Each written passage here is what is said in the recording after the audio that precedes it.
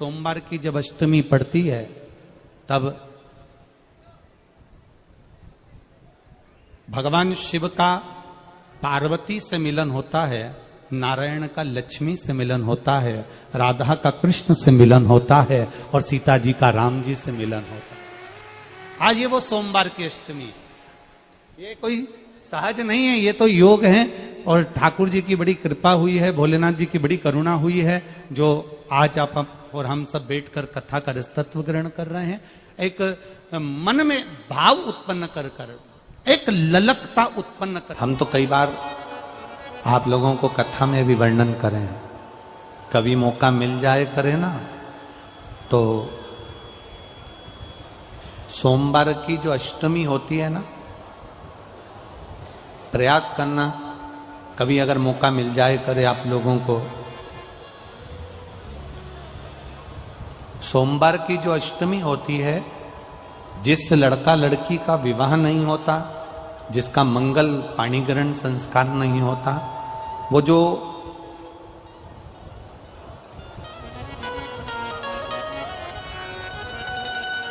ये अशोक सुंदरी वाली जो जगह होती है, ये शिवलिंग है, ये जलाधारी है। यहां से जो चरण है, इसमें राइट में गणेश जी, लेफ्ट में कार्तिकेय जी, बीच में एक मोटी सी लाइन होती है जो अशोक सुंदरी का स्थान होती है। शिवलिंग के ऊपर जो जलाधारी बंदी होती है, वो जलाधारी में से जो बूंद बूंद पानी शिव जी पर गिरता है, वो शंकर भगवान की 5 बेटियां जया, विषहरा, शामली बारी, दौतली और देव, ये ऊपर से एक एक बूंद पानी शिवलिंग पर गिरा रही होती।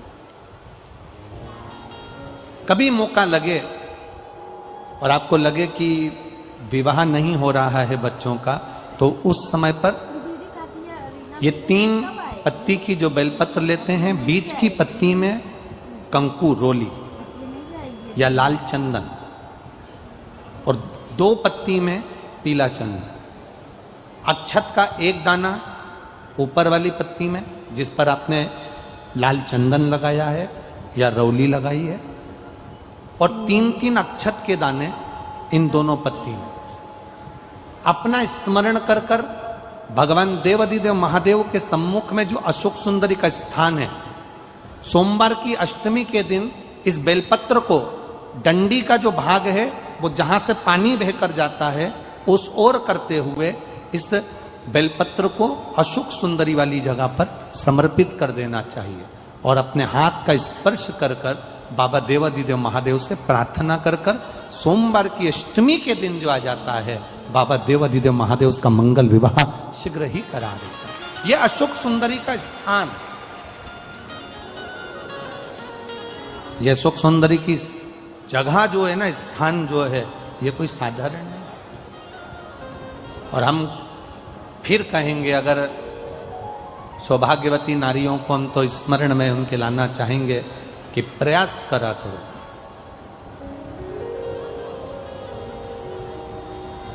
प्रयास करा करो कि सुहाग की सामग्री आप चुंदड़ी देते हो, चूड़ी देते हो, काजल देते हो, लाली देते हो, आप बहुत सारा सामान सुहाग का देते हो, हम मना नहीं करेंगे, पर प्रयास करा करो कि सुहाग की सामग्री कभी भी प्लास्टिक की डलिया में नहीं, बांस की टोकनी में रखकर देना चाहिए।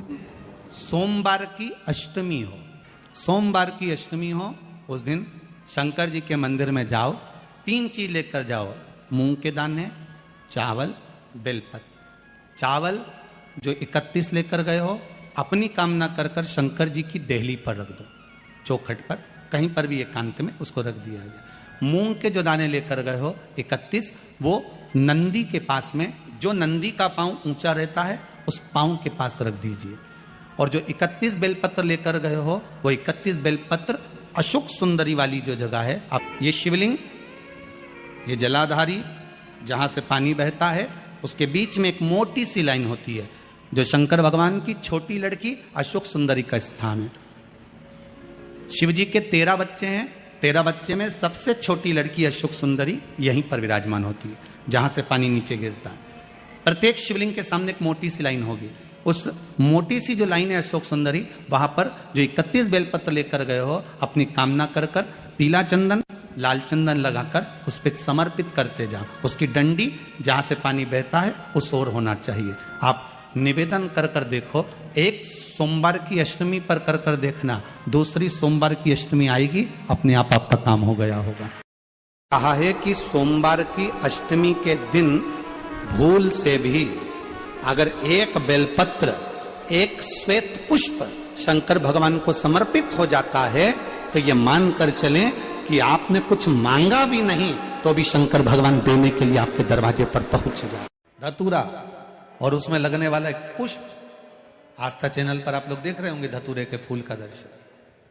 धतूरा और धतूरे का पुष्प छोटा सा पौधा है, ज्यादा बड़ा नहीं है, कांटा लग रहा है, धतूरा लग रहा है, और उसमें भी साधारण धतूरा नहीं। जिस धतूरे के नीचे की डंडी लाल कलर की होती है, अगर वो सोमवार की अष्टमी को देवाधिदेव महादेव को समर्पित करी जाती है तो उसके घर में कभी संपदा की कमी नहीं होती है। वो धतूरा है, साधारण नहीं है। धतूरे में भी लाल डंडी, जैसे धतूरा गोल होता है उसके नीचे एक छोटी सी डंडी, देखा है आप लोगों ने? अरे देखी कि नहीं देखी बोलो? धतूरा देखा है ना?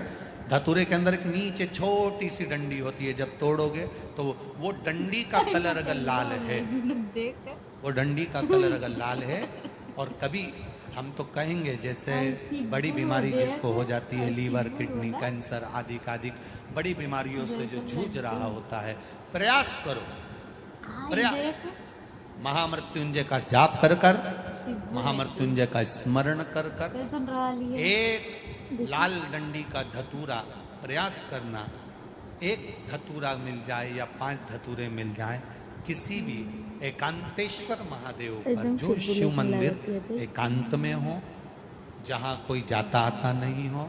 वैसे तो अब बहुत मुश्किल है कि ऐसा मंदिर मिल जाए जहाँ कोई जाता आता नहीं हो। पहले की बात दूसरी है, अब बात दूसरी है।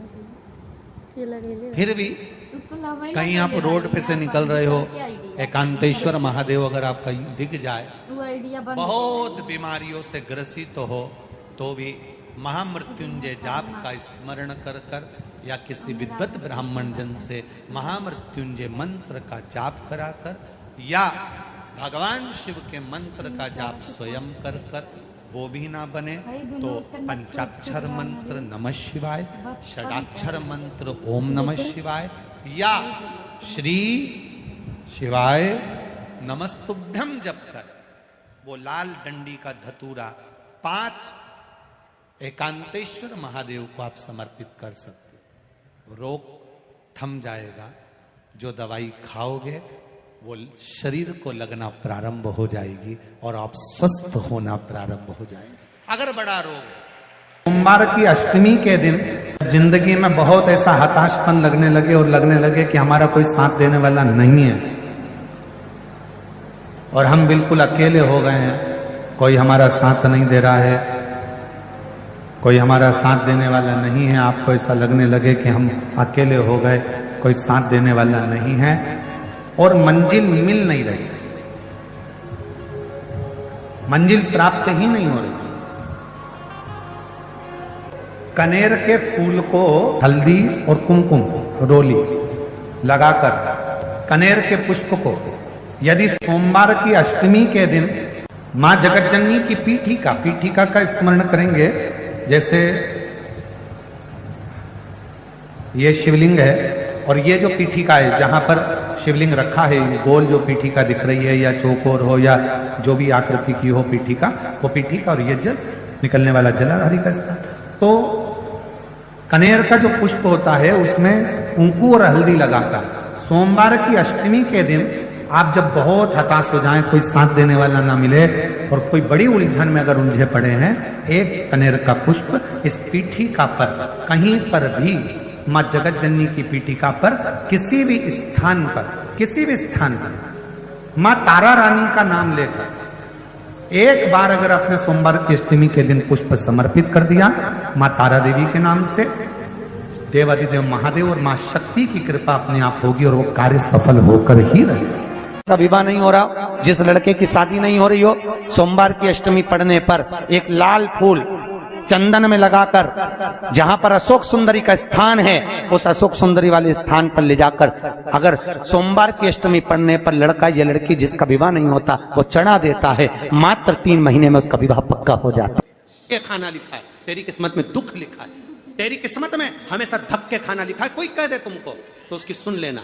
और आखिरी में केवल बेलपत्री का ये बीच वाले भाग पर गौ माता, अगर देसी गाय अगर कहीं हो, उसका अगर दूध सुबह का समय का मिल जाए, शाम का दूध नहीं, सुबह का यदि दूध मिल जाए, इस बेलपत्री के मध्य भाग में, आप लोग आस्था चैनल पर आप इस पत्ती, बीच की पत्ती के मध्य भाग में थोड़ा सा दूध लगाकर, नीचे के भाग में भी थोड़ा सा दूध लगाकर, दोनों पत्तियों में गाय का घी लगाकर भगवान शंकर के शिवलिंग पर कभी मौका मिल जाए जिंदगी में एक बार, किसी भी सोमवार की अष्टमी के दिन शिवलिंग पर अगर लगा दिया जाए, जिंदगी में दुख तुम्हारे आसपास भी नहीं भटक सकता, सुख की अनुभूति होगी।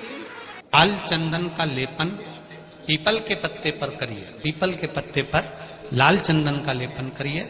लेपन कर कर सोमवार की अष्टमी के दिन उसको लेपन कर कर वापिस निकाल कर शंकर भगवान पर उसका धीरे धीरे त्रिपुंड बनाकर लेपन करना प्रारंभ करिए।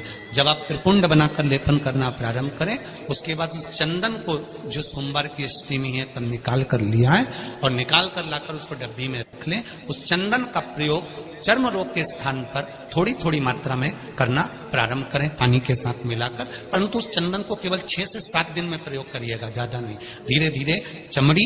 परंतु उसको सोमवार की अष्टमी के दिन सिद्ध कर कर बनाना है, उसको सोमवार की अष्टमी के दिन चढ़ाना है श्री शिवाय नमस्तुभ्यम या ओम नमः शिवाय या पंचाक्षर मंत्र या महामृत्युंजय मंत्र, जो आपको आता हो, शिव जी का जो नाम आपको याद हो उसको बोलकर चढ़ा, उसको लिया, फिर उसको अपने शरीर पर लगाना प्रारंभ करो। उसका फल आपको 15 दिन के अंदर धीरे धीरे धीरे धीरे प्राप्त होना है। जिस दिन सोमवार की अष्टमी है, भगवान शंकर को तो बेला का जो फल होता है, उस फल के अंदर का जो गुर्दा होता है, उस गुर्दे को सुखाकर उसको बाद में जलाकर उसकी भस्म अच्छी पीस कर तैयार करो।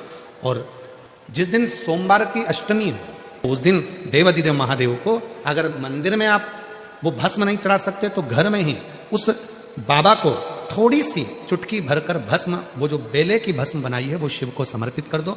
उसी भस्म को निकालकर उठाकर जो डब्बी में ज्यादा भस्म है उसी में उसको डाल लो।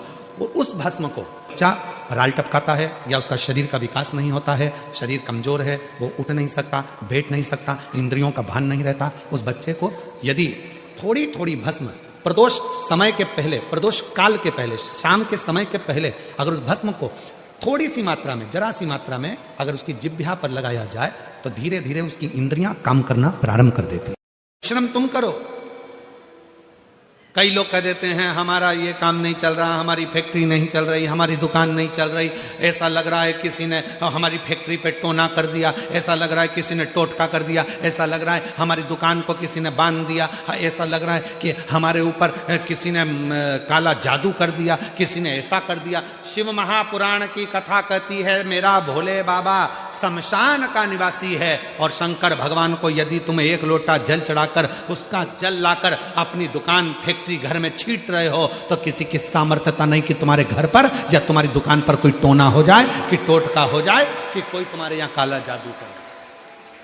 किसी की सामर्थ्यता नहीं है कि कोई तुम्हारे ऊपर जादू करे, कि टोना करे, कि टोटका करे। ये भ्रम हमारा, ये भ्रांति हमारे भीतर। भगवान को पाने का एक प्रयास करें। एक बड़ा सुंदर चरित्र आता है, भगवान शंकर ने एक बार सुरेश्वर रूप लिया, इंद्र का रूप धारण कर। एक व्याघ्रयात का पुत्र जिसका नाम था उपमन्यु, जिसके घर में कोई भोजन का सुख नहीं था, जिसके घर में बहुत सारी प्रसन्नता या बहुत सारा आनंद या बहुत सारा सुख उसके घर में नहीं था।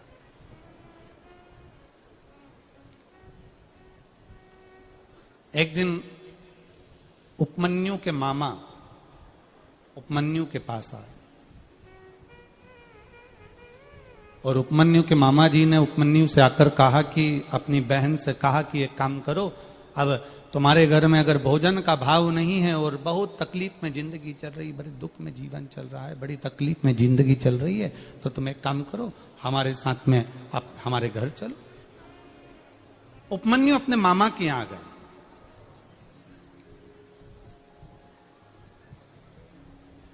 अब शिव महापुराण की कथा कहती है, स्वयं खा लेना सुकृति है, छुड़ाकर खा लेना विकृति है, और बांट कर खाना ये मेरे भारत देश की संस्कृति है।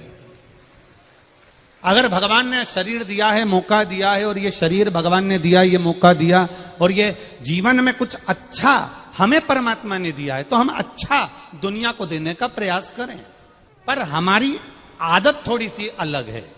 हमारी आदत क्या अलग है कि जो अच्छा होता है हम उसको अपने पास रखने का प्रयास करते हैं, और जो बुरा होता है वो दूसरे को देने का प्रयास करते हैं। जैसे सहज भाषा में ले लो, बहुत अच्छी साड़ी अगर तुम्हें कहीं से मिली है तो तुम तुरंत उसमें फाल पी को लगा के तैयार कर लोगे, उसकी चोली वोली सिलवा के तैयार कर लोगे। साड़ी अगर थोड़ी सी भी 1 नंबर से 2 नंबर पर है तो तुम उसको अपनी बेटी को दे दोगे, और अगर वो 2 नंबर पर भी नहीं आ रही है, साड़ी थोड़ी भी गड़बड़ है, तो तुम अपनी बहू को दे दोगे। और अगर और भी ज्यादा गड़बड़ है, ना बहू के काम की, ना फिर वो बेटी के काम की, और ना फिर वो तुम्हारे काम की, तो तुम उसको पैकिंग कर कर भागवत जी पे चढ़ा दोगे। सोमवार के अष्टमी के दिन अशोक सुंदरी वाली जगह, सबको मालूम है ना अशोक सुंदरी की जगह, अशोक सुंदरी वाली जगह पर 7 हल्दी की बिंदी रख दी जाए, लड़का लड़की जिसका विवाह नहीं हुआ उसका हाथ रख दिया जाए, और वही हाथ के छापे पीपल के वृक्ष पर 5 लगा दिए जाएं। महाराज 3 महीने में उसका विवाह पक्का हो जाता है। सोमवार की अष्टमी का इतना भाव है महाराज, सहज नहीं है सोमवार की अष्टमी। शिव और आद्य शक्ति का मिलन है सोमवार की अष्टमी। भगवान शंकर और पार्वती का मिलन। ऐसी कौन सी कामना है जो शिव पूर्ण नहीं करते? बस आपका विश्वास, आप उस पर भरोसा करना तो पूर्ण करना। पूर्ण भरोसा मतलब छोड़ दिया छोड़ दिया। पूर्ण भरोसा मतलब शंकर जी के मंदिर में नारियल नहीं फूटता, फूटता है क्या? नहीं, क्योंकि पूर्ण समर्पित होता है। शिव जी को आधा चावल का दाना भी नहीं चढ़ता, पूर्ण चढ़ाई है। शिव जी को आधा फल नहीं चढ़ता, पूर्ण चढ़ता है। श्रीफल भी चढ़ेगा तो पूर्ण चढ़ेगा। शंकर भगवान के पास में आधे का कोई काम नहीं है, उनको पूर्ण समर्पण चाहिए। आपका पूर्ण समर्पण अगर आप दोगे तो शिव उसको स्वीकार करेगा। शिव जी पे विश्वास कितना करना चाहिए? कई लोग पूछते महाराज जी आप बताओ शंकर भगवान पे विश्वास कैसे करें? तो हमने कहा जैसे पायलट पर करते हो वैसे भगवान शंकर पे करो। जैसे ट्रेन में बैठते हो तो ट्रेन चलाने वाले ड्राइवर पर करते हो, ऐसे शंकर भगवान पर करो। बस में बैठते हो तो बस के ड्राइवर पर करते हो, ऐसा भगवान पर करो। पायलट कैसा हवाई जहाज चला रहा है आपको मालूम है क्या? जम के तो बोलो, जम के बोलो। मालूम है? आप तो आराम से अंदर जाके पायलट का दरवाजा बंद, वो अकेला उधर तुम इधर, अब बढ़िया चकाचक सो रहे हो। तो पायलट पर विश्वास किया कि नहीं किया कि वो कहाँ ले जा रहा है, कैसे चलाएगा, क्या करेगा? ना तो पायलट दिखे ना आगे का दिखे, तुम्हें तो बादल ही बादल दिखे। बोलो सही है कि गलत है? इसके सिवाय कुछ दिखे तो तुम तो बिल्कुल अंधे भक्त बनकर बैठ गए कि पायलट चला रहा है, अपने को क्या करना। और मैं नाम बोला जाता है कि आज ये पायलट फ्लाइट को चला रहा है, बस उसी तरह तुम अंदर जाके बैठ गए, अब पायलट लेकर जा। उसी तरह ट्रेन में आराम से सो रहा है वो अकेला बेचारा ड्राइवर, बटन दबाए ये दबाए, सिग्नल नहीं देखे और तुम्हें निपटा दे। तो पर भरोसा करा कि नहीं करा? जम के तो बोलो, करा कि नहीं करा भरोसा? विश्वास करा कि नहीं करा कि ड्राइवर चला रहा है, गाड़ी ले जा रहा है, ट्रेन चला रहा है, आप तो आराम से सो, रात भर सोए, चकाचक सवेरे उठे ने मुंडा घिसा फिर बैठ गए ट्रेन के अंदर, और ड्राइवर चला रहा है, अपने को कोई टेंशन ही नहीं, क्योंकि उस पर अपने विश्वास करा, उस पर भरोसा करा। बस वाला बस चला रहा है, तेज चला रहा, कम चला रहा, कैसी चला रहा, ऊंची चला रहा, नीची चला रहा, तुम तो बैठो। हाँ ज्यादा तेज चला तो तुम भी कहते जरा धीमे चला भैया, भैया ऐसा चला भैया। और कई कई मालिकों की आदत रहती है वो ड्राइवर को दिन भर टोका करते, धीरे धीरे धीरे, आराम से, धीरे, दचका है, स्पीड ब्रेकर है, सावधान रखो। अच्छा तुम तो कह देते हो कि धीरे धीरे, पर ड्राइवर से तो पूछो अंदर अंदर इतनी गाली बकता, चुपचाप तो बैठ जा। की कथा कहती है बढ़ के, अगर व्यक्ति के जीवन में कितना भी कर्जा हो गया, कितना भी कर्जा हो गया, कर्जा चूके ही नहीं रहा। तो बट वृक्ष के नीचे यदि कोई शंकर का शिवलिंग हो, उस शिवलिंग पर जल चढ़ाना प्रारंभ करिए, बाबा से अपने मन की बात कहना प्रारंभ करिए, हृदय से उस भूमि की मिट्टी को नमन करिए। और बटकेश्वर महादेव का यदि कोई बेलपत्र मिल जाए चढ़ा हुआ, तो वो अपनी जेब में रखना प्रारंभ करें। जेब धीरे धीरे धीरे धीरे कार्य में उन्नति होगी, कार्य चलना प्रारंभ होगा और व्यक्ति कर्जे से मुक्त होना प्रारंभ होगा। कर्ज खाए, तकलीफ आए, कष्ट आए, परेशानी आए, थोड़ा सा भी जीवन में अगर लग रहा है कि हमारी कष्ट की जिंदगी चल रही है, हमारे परेशानी का जीवन चल रहा है, उस समय पर शिव नाम लेना प्रारंभ कर दो, श्री शिवाय नमस्तुभ्यम कहना प्रारंभ कर दो। धीरे धीरे उसका नाम उच्चारण करना प्रारंभ कर दो। घर के दरवाजे पर श्री शिवाय नमस्तुभ्यम लिख दो, गाड़ी पर, बंगले पर, दुकान पर, जायदाद पर उसका नाम लिख दो कि अब हमारे बस का नहीं है, लोग हमको तकलीफ दे रहे हैं, कष्ट दे रहे हैं, अब दुनिया हमारे से नफरत कर रही है, पर मेरे बाबा तू मुझे निभा लेना। पूरी जमीन, जायदाद, मकान, गाड़ी, खुद सब कर श्री शिवाय नमस्तुभ्यम लिख दो, उसके सुप्रत कर दो। एक बहन ने एक पत्र लिखा था कल कि रुद्राक्ष क्यों पहना जाता है, तुलसी की माला क्यों पहनी जाती है। रुद्राक्ष पहनने का कारण क्या है, तुलसी की माला पहनने का कारण क्या है, क्यों रुद्राक्ष पहना जाए, क्यों तुलसी की माला पहनी जाए, उसका कारण क्या है। हम आपसे पूछते हैं, सब बोलना। एक कटोरी में शक्कर ले लो, ठीक है,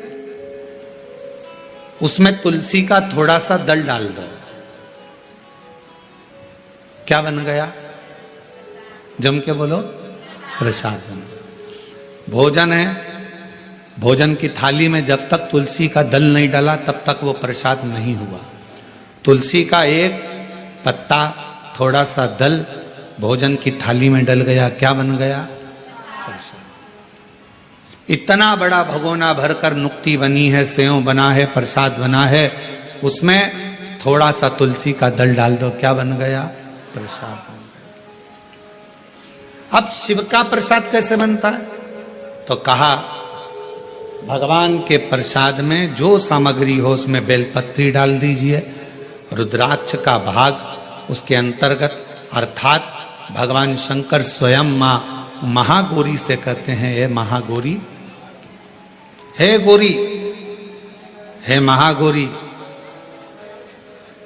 जैसे तुलसी भोजन में डालने पर प्रसाद बन जाती है, उसी तरह संसार का मनुष्य जब किसी रुद्राक्ष को अपने गले में धारण करता है तो वो मेरे लिए प्रसाद बन जाता है, मेरा अपना बन जाता है, उसको मैं स्वीकार कर लेता हूं, वो मेरा अपना है। अब प्रसाद को आप लोग नाली में फेंकते हो क्या, प्रसाद को आप गटर में फेंकते हो क्या, प्रसाद को आप कहीं गलत जगह डालते हो क्या, नहीं, क्योंकि वो प्रसाद बन गया। गले में अगर रुद्राक्ष की माला आ गई, एक रुद्राक्ष तुम्हारे गले में लाल धागे में पड़ा हुआ है, तुलसी की माला तुम्हारे गले में पड़ी हुई है, आप भगवान का प्रसाद हो। अगर चलते फिरते मौत का किसका ठिकाना, मृत्यु का किसको भरोसा, कब प्राण छूट जाए। अगर हमारे गले में रुद्राक्ष पड़ा है, तुलसी की माला पड़ी है और हमारे प्राण छूट भी गए, तो हम वो प्रसाद हैं कि हमें नरक में नहीं पटका जाएगा, गलत जगह पर नहीं पटका जाएगा, हमको श्रेष्ठ जगह पर रखा जाएगा। प्रसाद को नाली में नहीं डालते, प्रसाद को गटर में नहीं डालते, रुद्राक्ष पहनने वाला, तुलसी की माला धारण करने वाले को गलत जगह पर नहीं भेजा जाता, गलत जगह पर। आप गले में अगर रुद्राक्ष धारण करते हो तो शिव का प्रसाद हो।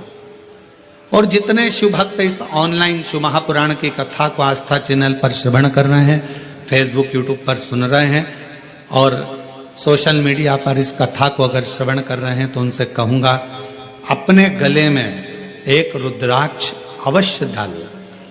तुलसी की माला भी अगर है तो भी एक रुद्राक्ष जरूर डालो। क्यों? अगर गूगल पर सर्च करोगे, फेसबुक यूट्यूब पर सर्च करोगे, इंस्टा पर सर्च करोगे तो उसमें आपको मालूम पड़ेगा एक रुद्राक्ष यदि हमारे गले में होता है तो हमारी बीपी, शुगर, थायराइड इन सब को लेवल में रखता है और वो